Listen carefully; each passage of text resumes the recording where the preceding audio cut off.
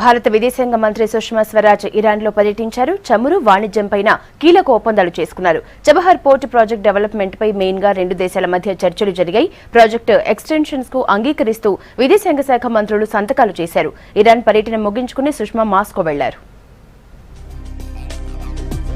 Iran పర్యటనలో భాగంగా Tehran లో ఆ దేశ అధ్యక్షుడు హసన్ రౌహానీ, విదేశాంగ శాఖ మంత్రి జావేద్ జారీఫ్ తో భేటీ అయ్యారు. External affairs minister Sushma Swaraj రెండు దేశాల మధ్య సంబంధాల బలోపేతంపై చర్చించారు.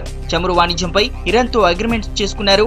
సుష్మా చమురు, గ్యాస్ ప్రాజెక్టులపై పెట్టుబడులకు ఒప్పందం చేసుకున్నారు. అటు పెండింగ్ లో ఉన్న వాణిజ్య ఒప్పందాలపైన ఈ టూర్ లో క్లారిటీ వచ్చింది. డబుల్ టాక్సేషన్ ను రెండు దేశాలు క్యాన్సిల్ చేసుకున్నాయి. ఇంధన సహకారం ఈ భేటీతో మరింత మెరుగుపడింది.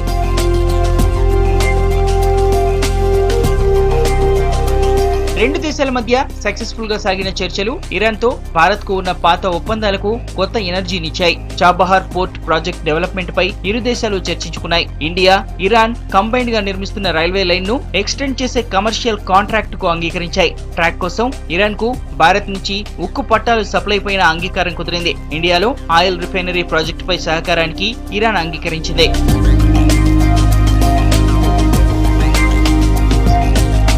భారత్ ఇంధన అవసరాలు తీర్చడంలో ఎప్పటికీ నమ్మకమైన భాగస్వామిగా ఉంటామన్నారు ఇరాన్ అధ్యక్షుడు హసన్ రౌహానీ. విద్యతో పాటు శాస్త్ర, సాంకేతిక, సాంస్కృతిక రంగాల్లో బంధాన్ని బలోపేతం చేసుకుంటామన్నారు. రెండు దేశాల మధ్య ఒప్పందాలపై సంతోషం వ్యక్తం చేశారు ఆ దేశ విదేశాంగ శాఖ మంత్రి జావేద్ జారీఫ్.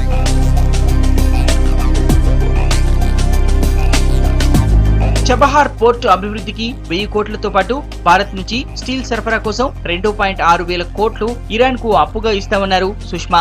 ఇరాన్ పర్యటన ముగించుకుని మాస్కోకు వెళ్లారు. ఇటీవల రష్యాలో జరిగిన అగ్ని ప్రమాదంలో భారత్ కు చెందిన మెడికల్ స్టూడెంట్స్ పూజా కల్లూరు, క్రిష్మా బోమ్స్లీ సస్పెక్టెడ్ డెత్ పై అక్కడి అధికారులతో చర్చిస్తారు సుష్మా.